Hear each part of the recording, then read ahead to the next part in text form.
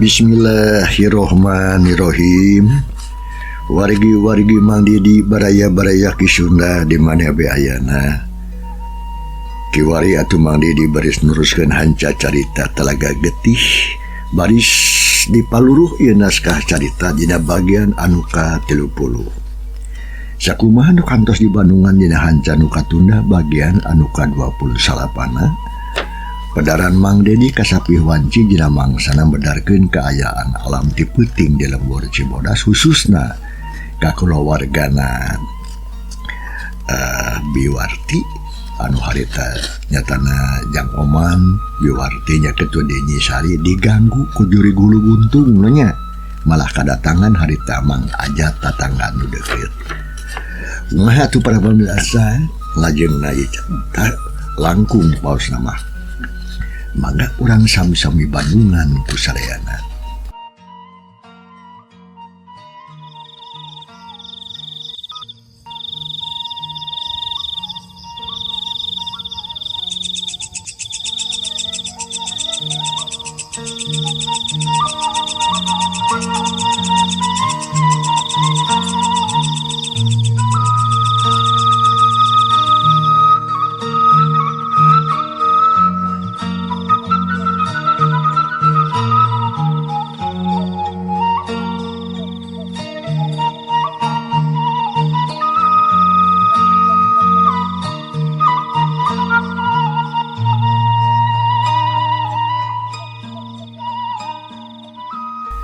Mangsa alam memang harita teh beuki peuting bae.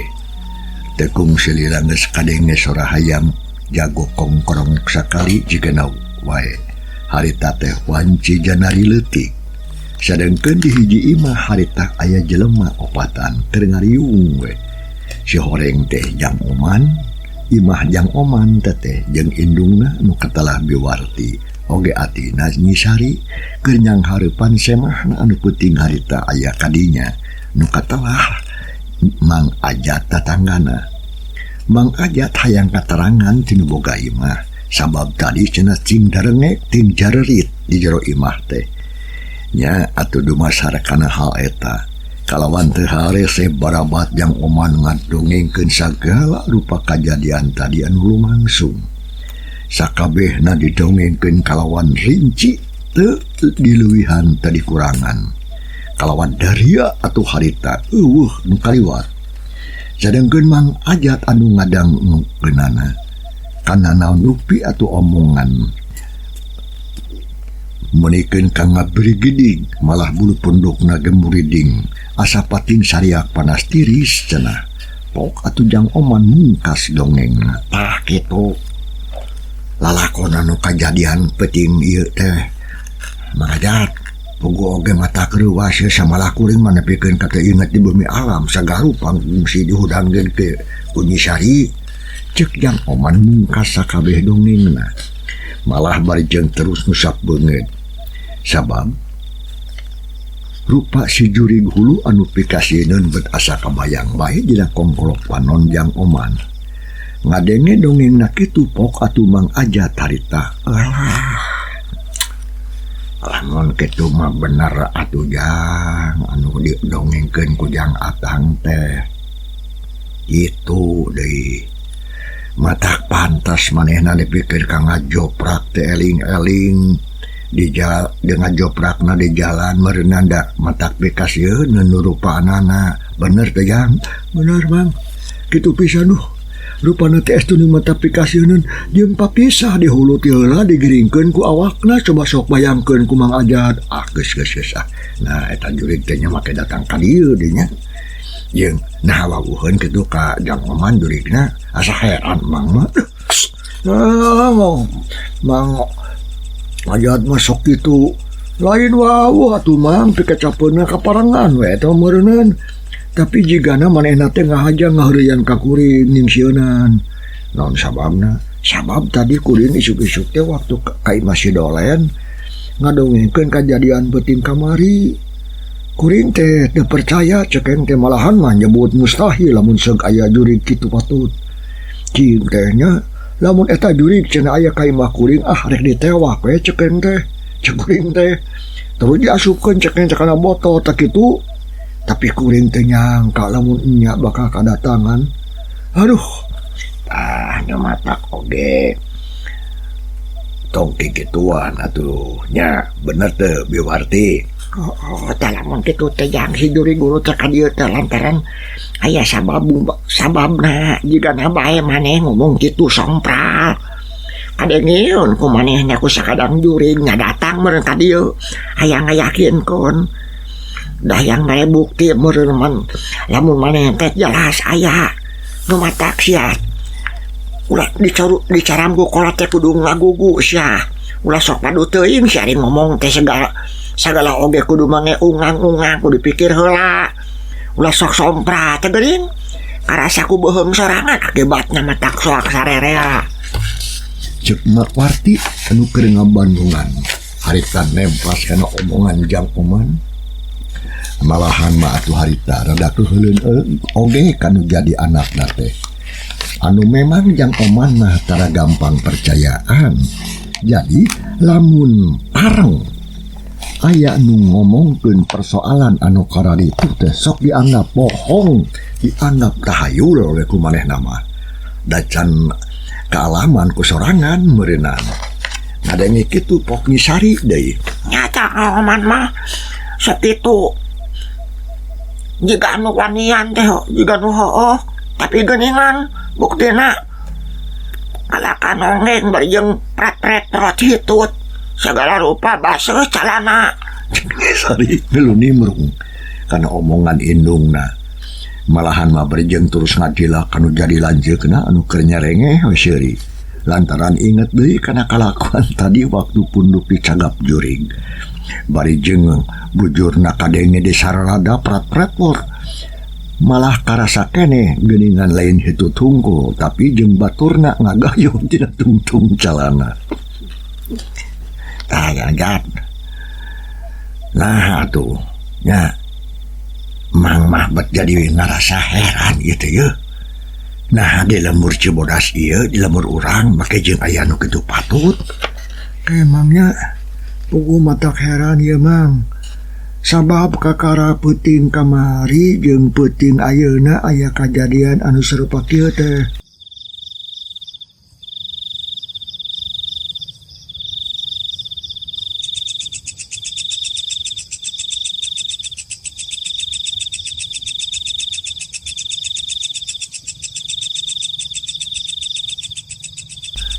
Jep sakedatwan mah Jang Oman jeung Mang Ajat jarempe malah terus pating haruleng sedangkeun kaayaan peuting beuki jempling bae aya sora anu kadenge deui salian ti sora jangkrik jeung sora sasatoan leutik anu geus ilahar disada.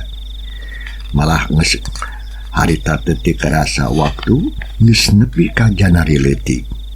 Aduh boah-boah aya setan marakayangan nu liar ka lemur urang teh nya Jang Oman. Sarta boga niat ngaganggu kana katentreman yo. Babah naon Mang? Maksud Mamang babah teh naon? Kieu nyisari ye nya. Babah aya saurang jelema anu maotna teu sampurna meureun. Nu akibatna loba kapanasaran. Lantaran ngarasa teu tentrem cicing di alamna.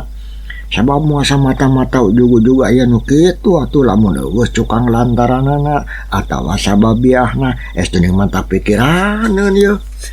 Ceuk Bang Ajat ngawalun kana pananya Nyi Sari anu keur molohok we katara bangun anu loba kahariwang. Kawasna mah Nyi Sari teh ngarasa baluas jeung sing-sieungeun meureun. Ari Jang Oman barang ngadenge omong Mang Ajat kitu pok harita Mang. Naman Baba nu jadi juri guru teh nyutarinya lantaran apaan mautna teh teu wajar nya teu akur jeung batur lah anu umum tah itu. Cek Jang Oman ngomong galaunan gitu manehna ge ras inget deui kana kajadian sataun anu katukang dina mangsa Nyi Utari ti lardunya sarta layona can kapanggih. Layona kapanggih di talaga dina kayaan anu matak pikawatirin sarta sirahna oge teu kapanggih tug nepikeun ka mangsa ayeuna. Ngadenge kecap kitu atuh harita ti Jang Oman pok Mang Ajat Jang, ulah sok ngomong gitu Jang geura. Urang ulah sok tuturinganan sabab bisi kadenge ku kalawargana. Geus tangtu moal matak ngeunaheun atuh jeung deui Jang nya piraku atuh nya utaribet jadi kitu onaman. Sabab sajenatna keur aya oge sakit jumeneng keneh di alam dunya pan sakitu hadena pasipatanana teh Jang. Mang Ajat gancang ngagebes kana omongan Jang Oman. Lantaran sok palalaur cenah bisi aya anu ngadenge kana caritaanana antukna bisi engke matak jadi pimas alaheun nya keur kitu pok atuh Mak Warti harita dan cek mage ulah sok asal disada aing ngomong teh geus mana geus tunu ieu teh lah aya orang HSD tuh bisi suka berangan hudang apan orang teh ka kebon jangan cocok wae atuh kadinya teruskeun ngobrol nanya tajam yang si Oman kayaknya ibi marek hayang es deui. Jung harita Mak Warti nangtung terus ngoloyong ke kamarna dituturkeun ku Nyi Sari. Nya tuh be sok kali tuh da malah geus ya nya tuh geus peuting pisan ya. Mas kongkorong hayang sakali tadi ge malah kuring ogerek amitan ka sarua da geus bertunuh teh yo kitu cek Mang Ajat terus kojengkang nangtung malah rek amitan ka Jang Oman. Jangan ayo nya mang rek mulang haye geus peuting yo kan isukane lah nya urang tuluykeun deui yo ayeuna kongkorong hayang sakali tadi tuh duh ngajanari leutik yo nya cok atuh lah ari rek balik mamang kade di jalan mang si hati-hatinya bisa aya deui juridmu tadi. Nah, jika na semua yang naon nama.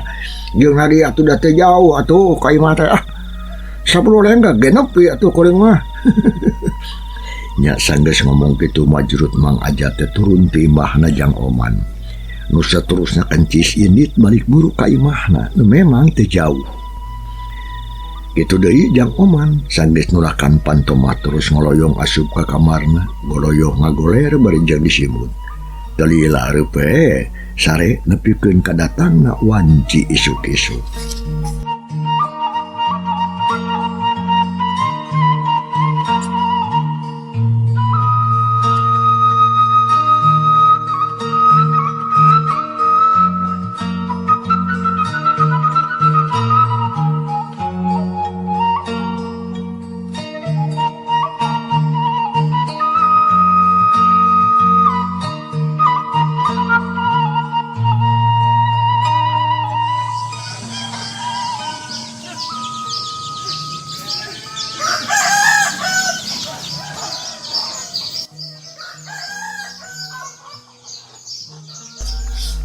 Tasugri para wargi urang gancangkeun ieu carita ucapkeun poe isukna di lembur Cibodas geus gujrud-guyur deui bae sakabeh jalma-jalma recok ngomongkeun kajadian tadi peuting nu mata keung jeung sieun sabab ngadadak jadi lobat dadengean komo waktu aya sora awewe anu sirih-jirihilan mah sorana estuning atra jelas kadenge ka mana-mana atuh urang lembur teh beuki guyur we. Sedengkeun di imah Jang Oman harita teh ti isuk-isuk harita jadi haneuteun loba tatangga-tatangga nu darata ngadon nyorog ngobrol dapu hampir sarerea hayang nyaho kana kajadian peuting tadi nu kaalaman ku Biwarti sakulawarga atuh kaayaan di buruan teh meuning ngagimbung reang metak ganeng. Kasubri para wargi jang urang tunda tinggalkeun heula kaayaan urang lembur kitu deui atuh Jang Oman sakulawarga ayeuna urang malikan nyaritakeun kaayaan si Godeng anu geus lila katunda-tunda. Kasubri para wargi harita teh kira wanci haneut moyan si Godeng keur moyan we bari jeung melenyon udud di buruan awakna katempo bubuligairan teu make baju tapi ari kahandapna mah make calana pangsi hideung jiga jawara we. Bareng jeung kitu kaburuan imah aya salah saurang lalaki nu datang samalah jauh kana oge katempo geus nyarengeh we seuri Kedaon euy. Isuk-isuk tegas moekeun awak siling. Datang-datang eta laki langsung tumanya kasih godeg teh. Ngadenge kitu si godeg ret ngareret anu kakara datang. Taya lian iwati si Gojin. Ngadenge kitu mah atuh harita pok si godeg. Gedeng si Ajin. Leheung, goreja geus sukene geus ka dieu sia. Cek si godeg ret ngareret deet bari jeung balik tumanya kasobatna. Alah, goreja sote lantaran dewek aya perlu kasih lain euy. Aya perlu naon sia, Rata-rata di sasari tapi lerek nginjem duit si lain ka dewe. Is lain hahaha sia. Nyalain atuh euy jeung deui duh. Lamun tadi nginjem duit mah tuh tang tuh mah datang ka dieu. Sabab percuma dah si lain oge atuh mah gablang duit. Bener euy lah sabab dewek jeung sia mah da sarua tuh euy kere alias sarua teh gablang. Lah paribasana teh penjungut-jungut jeung anu gunul atawa dugul tibatan meunang mah kalaka beuki parna motakna. Si Godeg jeung si Gojin duanana saliserian ngadon kitu nyang serikeun kaayaan hirup maranehna anu memang eueuh kagablang alias kaboga. Sajabana ti kitu teh eueuh kadaek di ongkoh nu puguh mah karandul pisan tadaek mantuan nyiar payah. Samalah pikeun dalaharna oge cukup ku ngalukur ngandalkeun ti indung anu geus kolot. Sabot keur kitu pok atuh harita si Godeg. Yin. Ari anu sebenarna arek naon sia ka dieu teh? Cek dewek oge aya perlu kasih lain Deg. Tapi ngobrolna tong bari jeung nang tungkil atuh sia mah jaba cangkeul aing jaba capek. Mending urang di tempat ieu masih ayu bari ngopi. Ayo. Itu oge lah. Bener aing ge can ngopi deui. Tapi eueuh gulana euy kan bae. Ai sia atuh. Ari eueuh gulana mah teu kapait-pait ngalabokan cek kopi hungkul. Nya ngarate pait mah gampang atuh. Yen geun lah urang uyahan we atuh sangkan jadi asin. Sia mah teu umum jeung umum. Sakitu sia mah kebabaturan teh. Geus hayu sia urang di teh pas ngarasa saya ngobrol aing. Aya si Gojin. Miheulaan lempang ti heula dituturkeun ku si Godeg. Duanana muru katepas. Sanggeus tepi ge daliuk lawan salse. Pok si Gojin atuh kana dompet bako terus ngalinting. Dalila jegur senget. Perenun udud bangun nikmat. Pok si Gojin harita. Ai sia geus ngadenge beja atawa asan? Beja naon sa teh Jin? Piraku si leutan ngadenge. Apa sakitu guyurna di lemur teh euy? Aing ngadenge tau ge Jin euy. Di lemur ayeuna teh keur meujeuhna guyur. Sabab beuting kamari cenah anu ngaronda didatangan ku jurig hulu jeung jurig guntung. Kitu lain anu ku sia arek diomongkeun teh. Perkara eta euy, Deg. Malahan mah lain ngan ukur peuting kamari hungkul eta teh cenah. Sabab peuting tadi jurig teh datang deui tapi kaimahna si Oman cenah mah. Kitu ge cek beja dewek mah euy. Si kumaha tadi nurutkeun si lain percaya atawa henteu? Greg.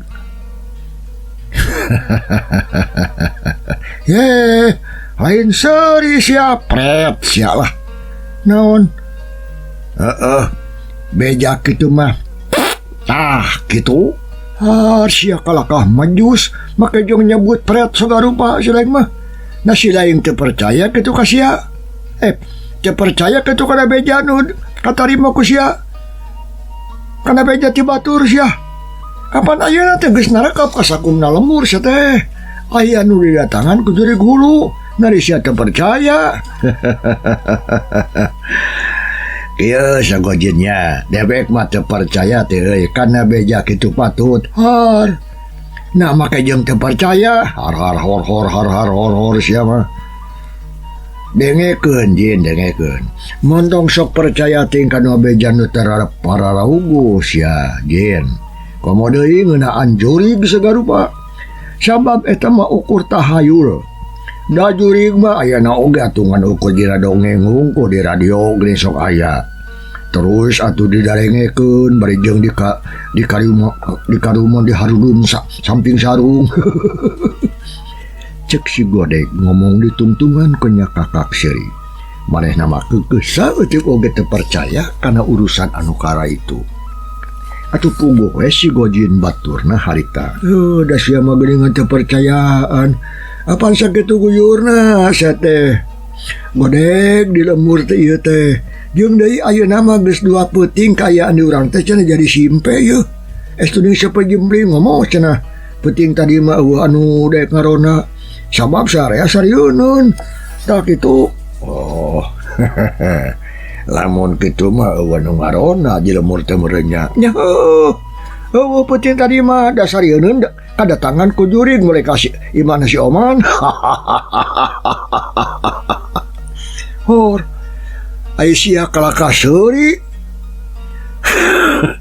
lamun kitu mah hade atuh sia teh Jin hor ai sia hade kumaha ari maksud sia teh kumaha si aing mah teu ngarti hah balat sia mah Gojin dipiara bae nya hade atuh pikeun urang mah sia goblok hor lain balat aing mah sia Godeg tapi aing can ngarti kana can teka teguh kemana sia teh maksudna omongan sia teh Godeg dengekeun ieu nya kitu lah ngaran anu hese ngarti gancang pohon mah kitu belet katalahna teh euy eta sia menika jegak lain ka babaturan wae sia mah balat we sok atuh gancangan dongengkeun ku maneh naon sababna sia make kakak seuri tadi heug naon dengekeun sia Jin ieu tadi sia tung jauh teuing atuh aing ngadeuketkeun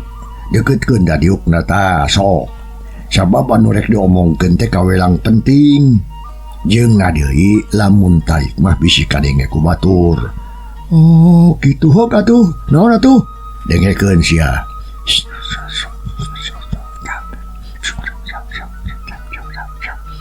si Gojin tetarang harita diukna ngeser ngadeuketan ka si Godeg sanggeus kitu ret si Godeg oge kasebudurreun imah nitenan kaayaan di dinya sabab bisi aya jalma sejen cenah anu ngaliwat malah kadenge kana omonganana sok atuh rek ngomong naon sia teh lain kalaka cudag-cideg sia mah nya mangke goblok sia Jin sabar heula kedeung nya sanggeus kaayaan sebudurna eta imah kawilang aman si Godeg kucuas kacewi salaunan kana cili si Gojin malah didengekeun ditempokeun kalawan saragep samalah si Gojin katara ungut-ungutan bari jeung seuri tapi teuing naon anu dihareboskeun ku si Godeg teh sabab eueuh nu kadenge ngan saukur si Gojin we hungkul dah kitu sia carana dewek teh rencana dewek teh karti ku sia teu Jin montong seuri sia seuri anu mah sia geuning tak kitu pamaksudan dewek mah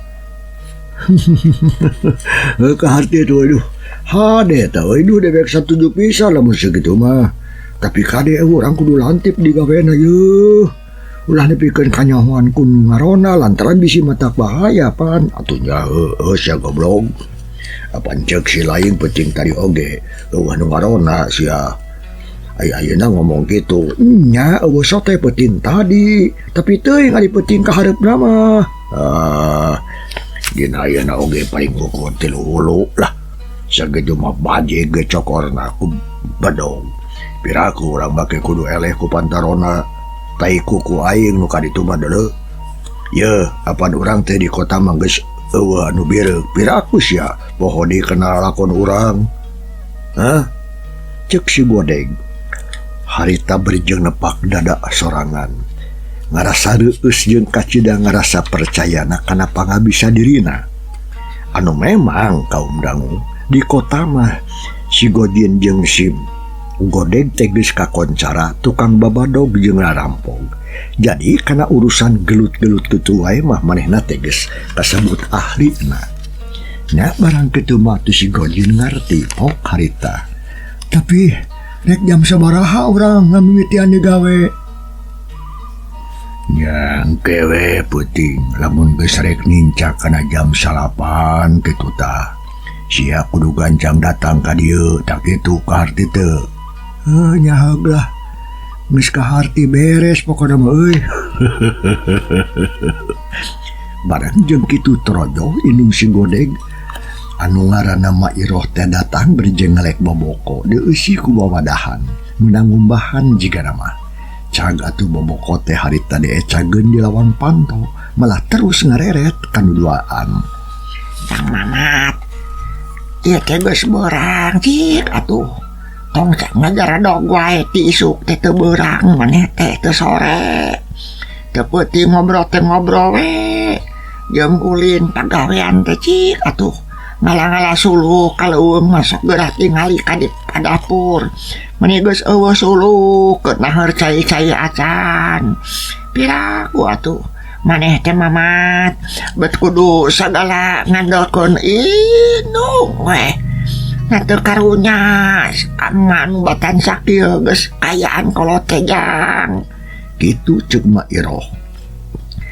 Datang-datang tidak tampian teh langsung ngegagalan kanu jadi anakna nyatana si Mamat alias si Godeg. Lantaran bakat ku keheul merenjeng jengkel kana kalakuan nu jadi anak. Mama baku geus secara wede. Gampang lah mah suluh mama. Ye. Tinggal mulia tuh kasih Ahmad tak anak basani. Tuh, suluhna atuh numpuk di buruan. Pan eta teh jualeun. Jadi geus teu kudu kaleuweung sagarupa di kacape-cape mah jauh kaleuweung teh pan jauh. Cek si Godeg ngawalon kana omongan indungna. Malah ngomongna teh atuh seungeunahna we asa salangap. Dianggap sagarupa teh dianggap babari bae teu dipikir heula. Naon sasar mat tadi ngante meuli sok atuh ka dieu keur menta duit na. Cek Mairoh dikarunyaeun namprakeun dambaleungeunna ka si Godeg anu keur diuk ngarendeng jeung si Gojin anu katempona keur molohok we. Nempo kitu si Godeg atuh ngahulang lantaran memang manehna teh teu boga duit aya di penta kitu mah. Tapi dah kuring mah teu boga duit na tuh mah. Ih, ari maneh teboga duit jeung teboga duit nya teboga mak lah piraku kuring ngebohong nya lamun teu gablek manaon atuh lamun ngalah ka ditu sok geura gancang ari nit duaan jeung si Udin kadinya ngalah suluh ka itu kawas lamun teu daek teu ngaguguk ka kalau mau dibere nyatu sia. Mairoh keheul tungtung ramah bener-bener ambok anu jadi anakna anu eueuh gadag pisan. Ngomong nak meni capetang neng terwelang malah bari jeung tutunjuk panon muralang da puguh bakat ku jengkel kanu jadi anakna. Adenge kitu si Gojin baturna si Godeg harita deg geus hayura tong diladenan we nu sia mah aing mah sama bisi beuki amep we hayu ayeuna mah meuni oge urang malah suluh heula sageulung lantaran lamun teu ngagugung ka maneh moal dibere dahar cenah geuning. Cek si Gojin ngomong lagi lalauna ditombokeun ka ceuli si Godeg sama bisi kadengeun ku Mairoh anu keur mureueung panonna teh ka maranehna. Nya ieu tuh aya sia daek marangan dewek mah. Nya sok daek lah dewek oge. Sabab butuh aya ku suluh mah deui keur di imah jeung deui atuh ngarah indung kuring ge. Teu babacaan wae teh juga indung sia. Kumaha dek moal sia suluh teh? Sok geura ireunit sia. Kala kapating ku coas kacawis kitu mikir atuh sia geus dewasa sia teh geus dua bangka sia. Nya mah ya ayeung mah. Mah udah Uduk ieu aduk malah suluh yo. Geus tong beberewekan wae tuh mah era isi kadengeun ku batur. Nya aing gablek ka era mah gancang atuh geura. Ini sia ngala suluh lain ngabaceureuh wae. Nya mah lah. Mending ku bawa ya gablek indung teh hiji ge tuh komo loba meureun.